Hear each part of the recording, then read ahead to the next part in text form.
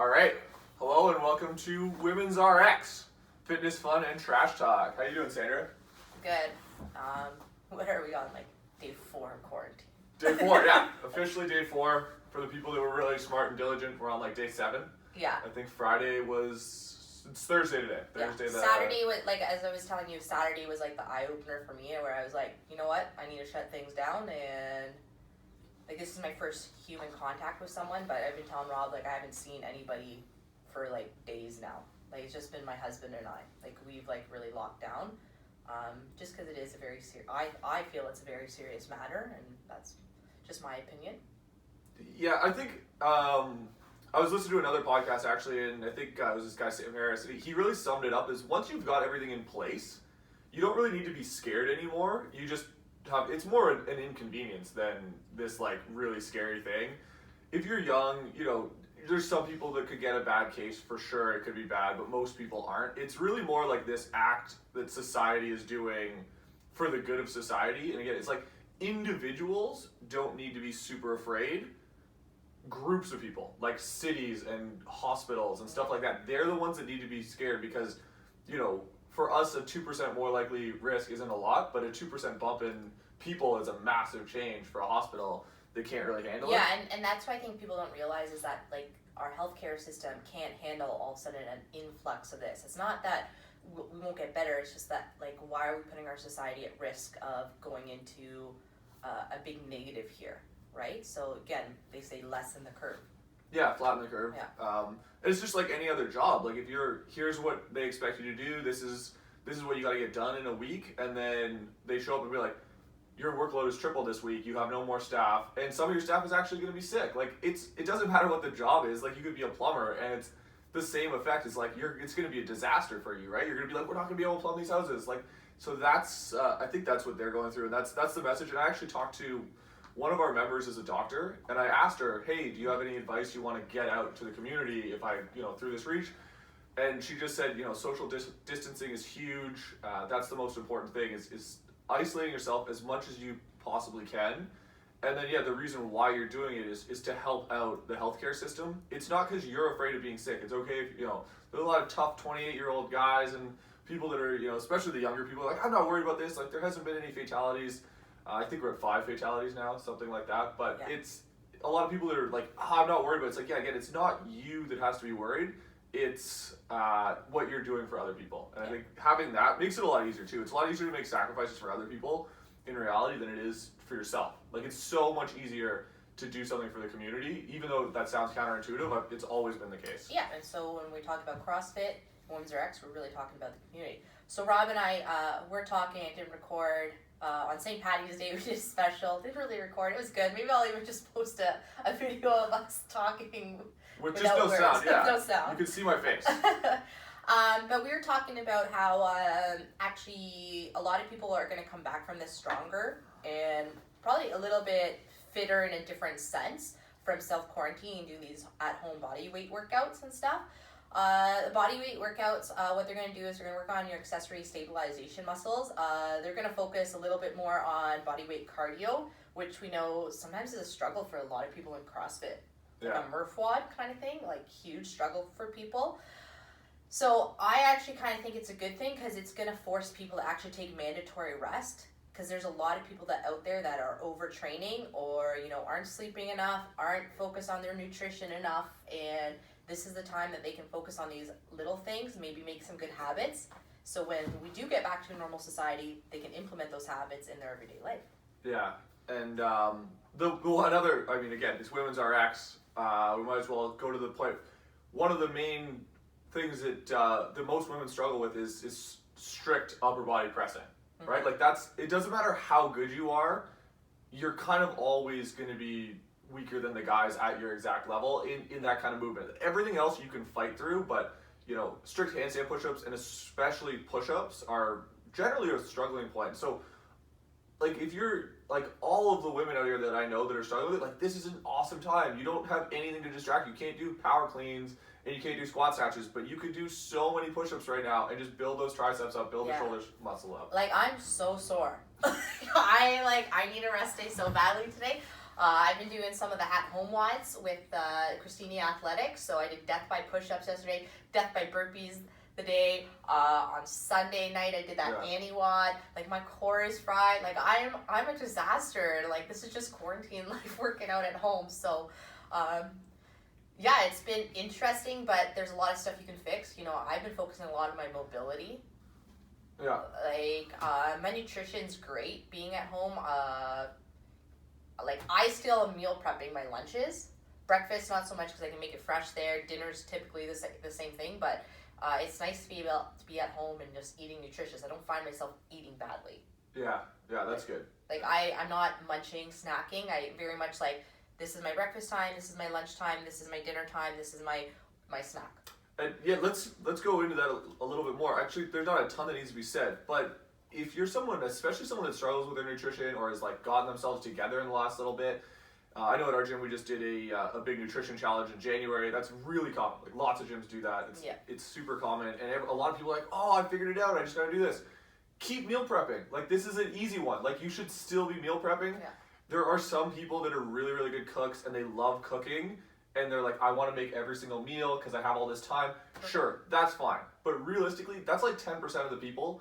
Most people are going to do much better sticking to that same eating routine. The other thing is you're going to feel better. You know how you feel, especially if you're restricted. I know exactly, for me, it's lunches and then my pre-workout snack. So I try and work out at the same time. I'm not working out at 11 in the morning because I always work out at 4. So I still work out between 4 and 6 o'clock. That, for me, that's the best time. I know, and then I know where my eating's at. I know that I've had the same breakfast, same lunch, same pre-workout snack as I do every other week. And so you just don't have to think about it. Like, that's the thing, is you want to put as many things on autopilot as you can. Again, there are some people that are like, I'm going to use this opportunity to make like salmon one day and then like chicken the next day and like this really awesome lunch. And yeah, if that's you, great, have fun with it and, you know, keep it healthy. But if it's not, stay to that same routine. Because again, we could be in this situation for 3 or 4 weeks. Like, that's not unreasonable at all. It might be longer. And if it's something like 6 weeks, the first 4 days are going to be so important, right? That first week, sure, you can lean off it a little bit, especially going into next week. You know, like, this week was March break. Some people had time off.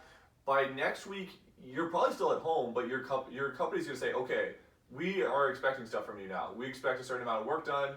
You know, I get that you have kids, but you need to still get your same amount of work done. Get into those routines. The routines you build are going to be the ones that guide you for the next little while. So we want to get those drilled into us. Yeah, and there's people working from home, and then there's people like me who've actually. So I'm a teacher, and we don't have any work right now, and we're not doing online stuff. But I am doing other things, so every day I come up with a list of stuff I need to get done. So, like, I've been doing a lot of stuff at the house. You know, I got halls to paint, I got furniture to redo, I got leaves done, I want to put a shed, so I got to build a foundation for a shed. Like, I got stuff I'm doing. Yeah. Like, I was telling Rob, I was like, I got so much time to be with you, to meet today. Like, I need to go home and get stuff done. So I'm the type of person that need to keep myself very, very busy. Tomorrow I'm meeting with my students on an online Zoom just so we can chat, like, just conversations. Yeah. Like, I'm not teaching them anything right now, but just so they can have, like, a source out there, you know? So I think that's important, and the CrossFit communities really, really got into this really good. Yeah. So now I'm trying to take that branch and put it into other areas. Yeah. I actually wanted to ask you, did you see Wes Pyatt's post? I want to say it was 2 days ago when they closed their gyms. You know who Wes Pyatt is? Oh, yeah. I met him. Yeah, he put a post out, and I just want to talk about it for a second. I noticed a bunch of people commented on it.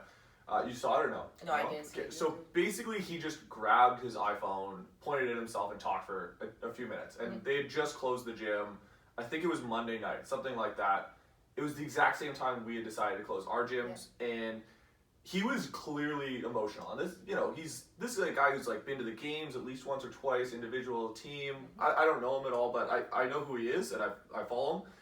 And he brought up this amazing point that I thought was, he said, what I'm really, you know, I don't think we need to get stronger right now. I think our community is super strong, but how much stronger is it going to be on the other end of this? And I think that's a great way of looking at it. And again, he wasn't like, I wouldn't even say he was excited about it. He was crushed. Like, he was definitely emotional, but he just kept saying, you know what, I know that we've been through hard times before, and every time you go through a hard time, things get better. You know, you get stronger. You know, things don't get easier, I guess. You just get stronger, and those challenges feel a little bit easier.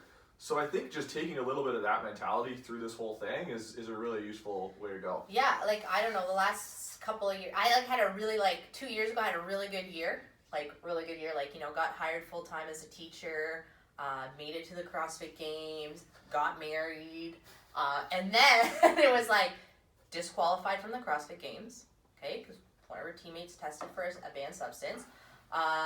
Lost my full-time job this year because of the cuts to education, so didn't really have a permanent job. Got shipped from the school I was at for 3 years to another school, had all these programs put in place. So I feel like I've just been like pulled through the mud for the last kind of 2 years, and I'm kind of used to that kind of thing right now, but I know that if I keep going through, stuff does get better. So I got hired back full-time, you know, my ranking in the world just keeps going up. I keep getting fitter. I just enjoy the CrossFit community for what it is, not so much always the competitive side. I think I have a good balance that way because of it. And so I just feel like, yes, this is another shitty thing to get through. And a lot of people might not be used to going through a lot of shit in their life, but you need to be able to cope with this because life isn't easy. It's just shit after shit that you have to get over. Yeah. I know you feel like that too. Elegantly put, yeah. Life is just shit you have to get through. Yeah, for sure. And you know what? I think a lot of times you find yourself in a situation where you look and, so for me, I've realized like my productivity, and I bring it back to CrossFit and just doing hard things all the time and surrounding yourself with people that do hard things all the time. And I realized like I have this, I always use this term like earn your beer, whatever it is. And there's like a certain difference when you have a beer on Friday night where you just like finish the work week. I mean, my work week ends at like noon on Saturdays now, so it's a little bit longer. So maybe it's like Saturday afternoon. Yeah. But there's a different feeling when you like have that drink or have that cheat meal or whatever it is where you're like, I know I earned this. And I've realized that there's days where I'm like, did I really have a good day? Like, and then I'm like, well, I went to my regular job, I worked there, I left, I worked out. Then I coached for 3 hours, and then I filmed some content, and I'm still like looking at myself like, did I do everything I could have done? Like, was there more on the table? So I think that's a big thing of like working through hard stuff is you just realize like how much more you have in the tank and how much harder you can go. And it's just like when you first come to CrossFit and everyone's like, oh, I'm fit, and then they like do their first couple workouts, and they're like, I was done at the 20-minute mark. Like, what do you mean there's 40 more minutes of this? Like, I was done. So realizing that, like, and that's just life, and we're just prepping for life that way. Yeah, and it is, you do have to slow down a little bit in the period you're at, so it's just about spacing, which can be hard for people who are super productive. Yeah. Like, very, very productive, but, like, I've thrown myself on everything. They're like, can you do this? Sure, I'll do it. Like, I'm, like, coming up with stuff for myself too. Yeah. Like, I don't even have to do certain stuff online. I'm like, yeah, I'll do this content, I'll do something like this. Like, just to keep myself busy and productive and reading and just getting smarter. Like, I'm in a course online. Like, I'm like, do I take another course online? Like, right? But for those of you guys who are at home, I think we just talked about, like, doing a little bit. So starting at maybe 10 minutes a day is going to lead into... Much longer. And we talked about this the other day, and, you know, jump in on some of these at-home workouts or watching the video. Like, even if you're like, you know, I don't want to do 2 WODs, it seems like a lot, just jump in one. I'm sure once you do any, you're going to be like, oh, you know what, I might as well do that second WOD for the day. Yeah, and there's so many resources out there right now, so, you know, we've got one, we're putting content out there. I was talking to Sandra again. Yeah, this is like take 2, so some of this is going to be overlap. We might find some footage of the last one. We might find audio. But so you know, it's not going to be exactly the same. I did a workout that I'm going to put out. Today's Thursday. It's going to be put out Friday. I don't know when this podcast is going to get out. Hopefully, at some point today. Yeah. But it's going to be a challenge. I think we're going to put up like a 48-hour window for people to put it out there. Maybe we'll have at the very least someone's going to get recognized for the best score. It's a zero equipment workout. It just kicked my ass completely. I watched the video of it afterwards, and it turns out it's hilarious because I'm so messed up talking about the workout, giving pointers, and I'm just completely rattled, and I'm in a gym basically completely alone too is the funniest thing. But the thing that held me accountable and kept me accountable was I was doing it on film. And I knew that I had to, you know, keep to that standard because I'm showing other people what to do. And if I just phoned it in and then posted this workout out there, it would feel really shitty to me. So I don't want to feel that way. I want to feel good. So when it got bad, I was like, think about it. Think about like getting a little bit better. Think about, hey, at some point in the summer, I'm going to be doing a workout next to Sandra, and if Sandra's trained for this month and I've really like not trained that hard, Sandra's going to kick my ass. But the other thing is, I know there's a bunch of people that are not going to train that hard through this. So part of me is like that hyper competitive side is like, well, this is my chance to catch up. if there's any push-ups this summer, like you're doing a push-up workout, it's got 100 push-ups and some running, maybe it's Murph with 200 push-ups, Oh my God, and yeah. you suck at push-ups, that is completely on you. That's 100% on you. That's one thing you should be getting better. You should be amazing. By the end of this, you should be freaking awesome at push-ups, burpees, sit-ups, and air squats at the very least. I don't know what else you think is on that list, but anything that requires running. Running. Get good at running, CrossFitters. No, running in the cold right now. Oh, it's a little shitty. For sure.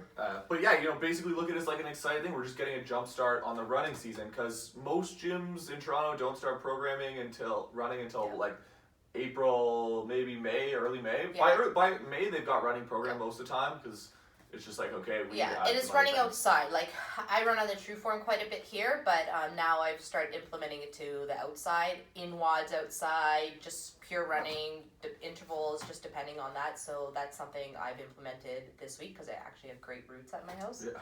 Like, right on the dot. But, yeah, so I think we're done. Yeah, I think we're pretty close there. So hopefully this gets posted in the next day or so.